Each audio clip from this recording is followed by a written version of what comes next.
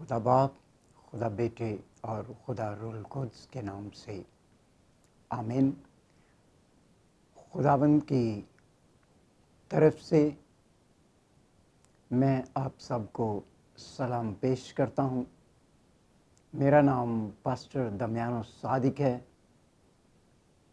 اور میرا تعلق ریما اسمبلیز لاہور پاکستان سے ہے۔ یہاں پر میں خدمت کرتا ہوں اور آج میں یہ message Reema T V Pakistan کے توسط سے پیش کروں گا۔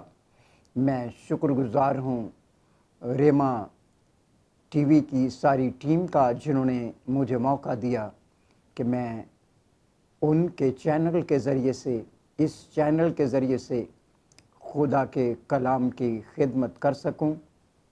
میں اس چینل کے لیے برکت چاہتا ہوں، دوسرے تمام چینلز کے لیے بھی میں خدا کی برکت چاہتا ہوں، اور میں دیکھنے والوں کے لیے بھی خداوند کی برکت چاہتا ہوں۔ اور میرا ایمان ہے کہ جتنے بھی اس میسیج کو سنیں گے برکت پائیں گے۔ تو آئیں ہم اعمال کی کتاب میں سے خداوند کے کلام میں کو دیکھیں گے۔ رسولوں کے اعمال اور اس کا دوسرا باب ہے، اور دوسرے باب کی 24 آیت ہے۔ خدا کے کلام میں یوں لکھا ہے، لیکن خدا نے موت کے بند کھول کر اس سے جلایا، کیونکہ ممکن نہ تھا کہ وہ اس کے قبضے میں رہتا۔ پاک کلام کے پڑھے اور سنے جانے پر خداوند کی خاص برکت ہو، آمین۔ میرے عزیزو، میں جس مضمون پر بات کروں گا، یعنی ہمارا جو ٹاپک ہے وہ ہے مسیح کی بے گناہی باعث شکست موت، یعنی مسیح کا بے گناہ ہونا ہی موت کی شکست تھی۔ جیسے کہ میں نے خدا کے کلام میں بھی پڑھا ہے، اور میرے عزیزو، مسیح کا جی اٹھنا مسیحی ایمان کی سب سے زیادہ بنیادی تعلیمات میں سے ہے۔ مسیحی جو ہیں وہ مسیح کے جی اٹھنے پر ایمان رکھیں، یہی ان کے ایمان کی تکمیل ہے، ورنہ ایمان مردہ ہے اور بے فائدہ ہے۔ جب ہم عقیدے میں اپنے ایمان کا اظہار کرتے ہیں تو جسم کے جی اٹھنے اور مسیح کے جی اٹھنے کا بھی اقرار کرتے ہیں۔ مسیح تیسرے روز مردوں میں سے جی اٹھا۔ عہد جدید میں یسوع مسیح کے جی اٹھنے کے تعلق سے 104 حوالہ جات ہیں۔ بہت سے لوگ یسوع مسیح کی موت پر یقین کرتے ہیں، لیکن وہ اس کے جی اٹھنے کی نفی کرتے ہیں، جبکہ موت کے بعد اس کا جی اٹھنا ضرور تھا، اور یہی ایمان ہے اور یہی فتح ہے۔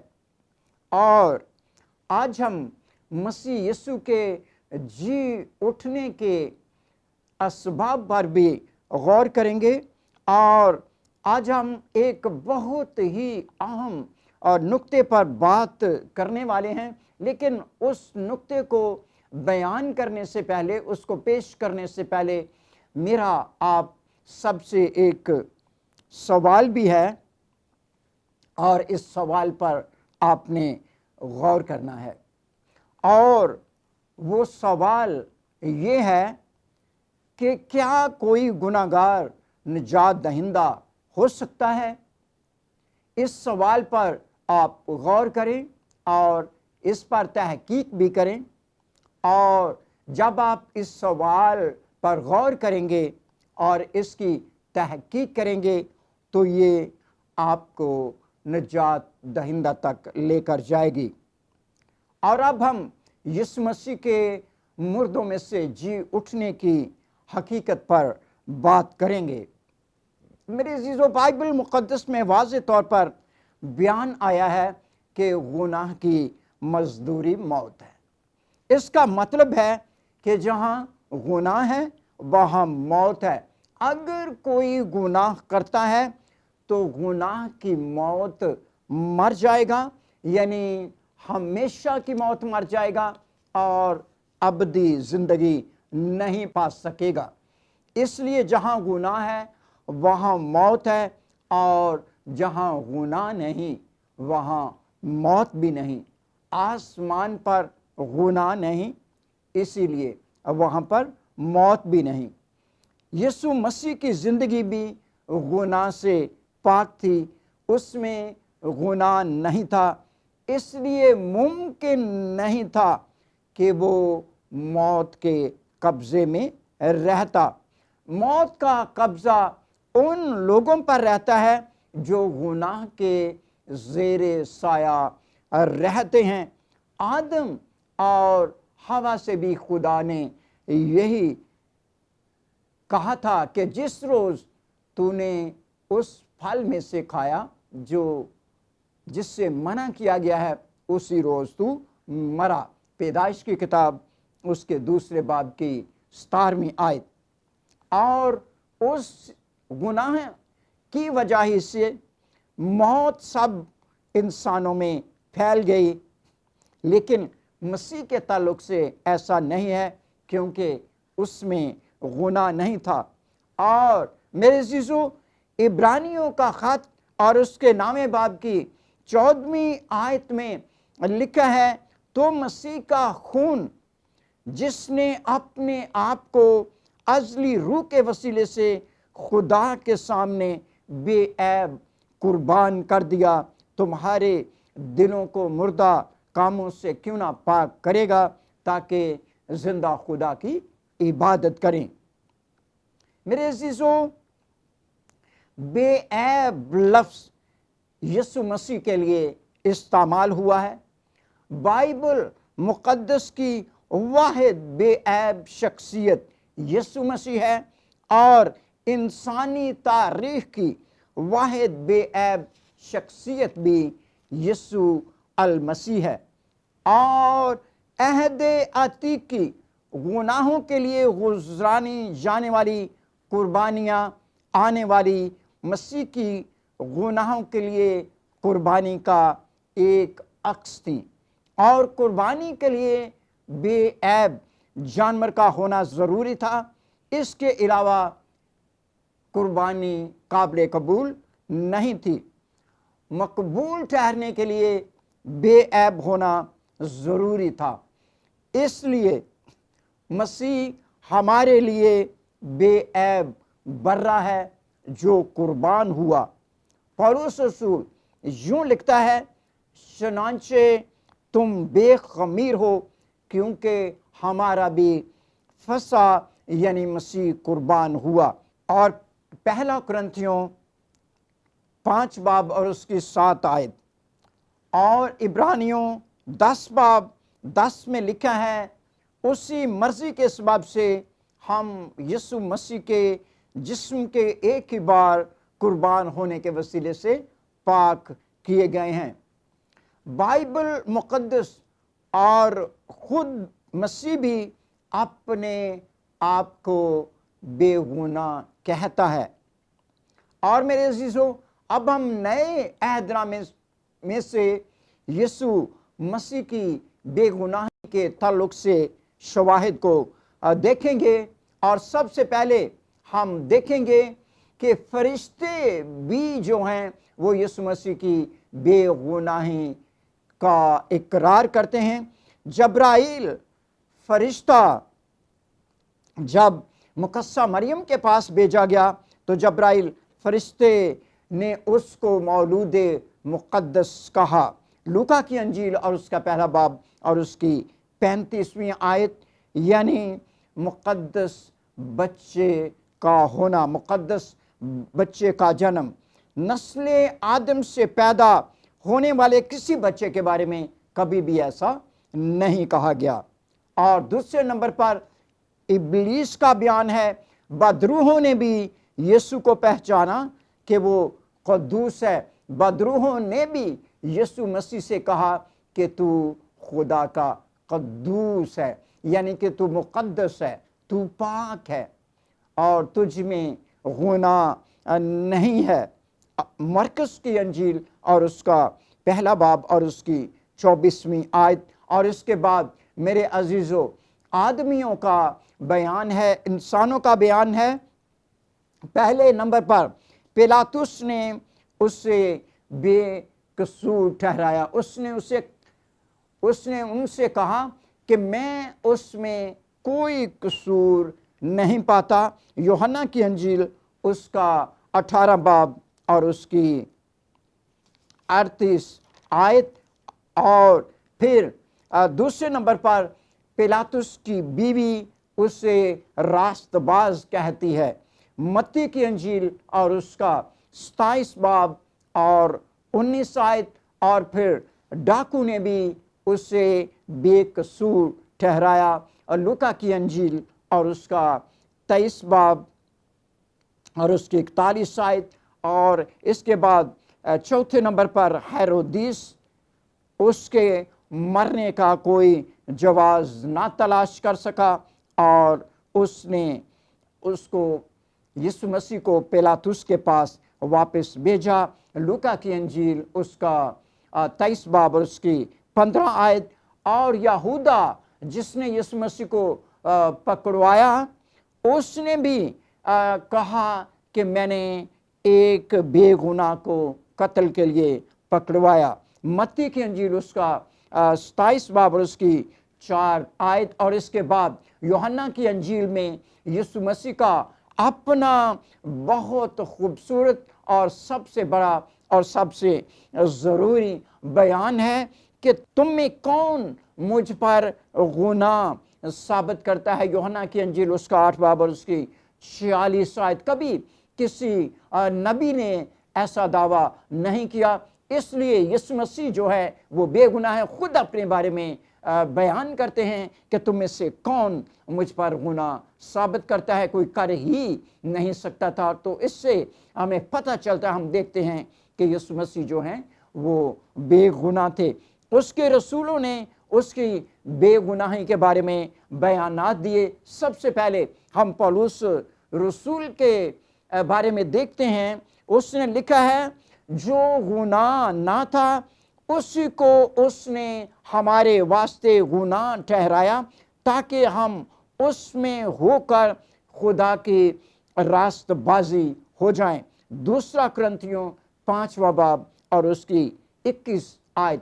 اس کے بعد پترس رسول ہے اور وہ لکھتا ہے، نہ اس نے گناہ کیا اور نہ اس کے منہ سے کوئی مکر کی بات نکلی۔ پہلا پترس اس کا 2 باب اور اس کی 22ویں آیت، اور پھر یوحنا رسول ہے اور وہ لکھتا ہے، اور تم جانتے ہو کہ وہ اس لیے ظاہر ہوا کہ گناہوں کو اٹھا لے جائے، اور اس کی ذات میں گناہ نہیں۔ پہلا یوحنا اس کا 3 باب اور اس کی 5ویں آیت، اور پھر میرے عزیزو عبرانیوں کا مصنف اس کے بارے میں یوں لکھتا ہے، وہ ہماری طرح ہر اعتبار سے آزمایا گیا تو بھی بے گناہ رہا۔ عبرانیوں 4 باب اور اس کی 15ویں آیت۔ اور یہ سارے یسوع مسیح کے رسول ہیں جو اس کی بے گناہی کے بارے میں بات کرتے ہیں، اسی لیے وہ بڑے اعتماد کے ساتھ اور بڑی دلیری کے ساتھ یسوع مسیح کی گواہی بھی دیتے ہیں، اور یسوع مسیح کے نام کی اور اس کے جی اٹھنے کی منادی بھی کرتے ہیں۔ اور اس کے بعد میرے عزیزوں انبیاء کا بیان آتا ہے۔ یشعیاہ نبی کہتا ہے، حالانکہ اس نے کسی طرح کا ظلم نہ کیا اور اس کے منہ میں ہرگز چھل نہ تھا۔ یسایہ 53 باب اور اس کی 9 آیت۔ اور اس کے بعد یرمیہ نبی ہے اور لکھا ہے اس کے ایام میں یہودا نجات پائے گا اور اسرائیل سلامتی سے سکونت کرے گا، اور اس کا نام یہ رکھا جائے گا کہ خداوند ہماری صداقت۔ یرمیہ 23 باب اور اس کی 6 آیت۔ اور میرے عزیزو، یسوع مسیح کی بے گناہی کے حقائق جو ہے وہ ہمیں نظر آتے ہیں، اور لوگ بھی اس کو بیان کرتے ہیں، اور بائبل مقدس میں سے بھی ہم ان چیزوں کو دیکھتے ہیں کہ اس کے کیا حقائق ہیں۔ کیونکہ یسوع مسیح نے دعا تو کی مگر خدا سے یہ کبھی نہیں کہا کہ مجھے معاف کر دے۔ اس کا مطلب ہے کہ اس میں گناہ نہیں تھا جس کی وہ معافی مانگتا۔ اور دوسرے نمبر پر اس نے دوسروں کے لیے تو دعا کی لیکن کبھی کسی سے یہ نہیں کہا کہ میرے لیے بھی دعا کرو۔ اور تیسرے نمبر پر اس نے شاگردوں کے لیے دعا کی مگر ان کے ساتھ کبھی دعا نہیں کی۔ اور چوتھے نمبر پر اس نے کبھی کسی کو اپنا نجات دہندہ نہیں کہا۔ اور پانچویں نمبر پر وہ ہیکل میں تو جاتا تھا لیکن اپنے لیے کبھی کوئی قربانی نہیں کی۔ اور چھٹے نمبر پر وہ دنیا کے گناہوں کی وجہ سے تو فکر مند تھا، پریشان تھا، لیکن اسے اپنے بارے میں کوئی فکر نہیں تھی کیونکہ وہ گناہ نہیں کرتا تھا اور اسے یہ فکر نہیں تھی کہ میں کیسے نجات پاؤں گا۔ وہ دنیا کے گناہوں کے سبب سے غمگین ضرور ہوا لیکن اپنے گناہوں پر کبھی غمگین نہیں ہوا۔ اور یہی وہ تمام باتیں ہیں جو یسوع مسیح کو بے گناہ ثابت کرتی ہیں۔ اور میرے عزیزو، مسیح کے بے گناہ ہونے کے سبب سے اس کی جو فطرت تھی وہ غیر فانی تھی۔ گناہ کے نتیجے میں تو سب کو مرنا ہے کیونکہ گناہ کی مزدوری موت ہے، لیکن مسیح کے ساتھ ایسا نہیں ہے۔ گناہ اس کو مغلوب نہیں کر سکا تھا، وہ فاتح گناہ ہے اور اسی وجہ سے وہ فاتح موت بھی ہے۔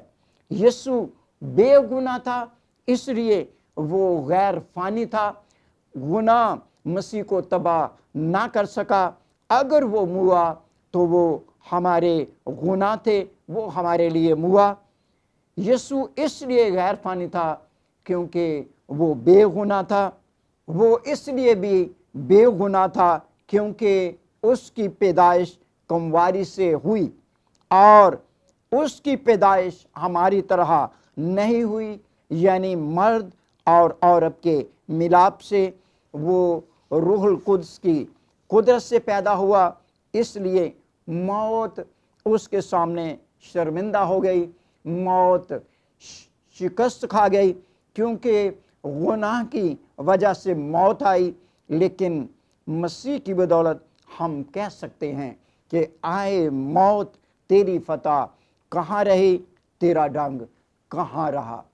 اس لیے کیونکہ یسوع مسیح میں گناہ نہیں تھا، موت شکست کھا گئی اور مسیح زندہ ہو گیا، اور یہی اس کے زندہ ہونے کی حقیقت ہے۔ اس کے زندہ ہونے کے اور بھی حقائق ہیں۔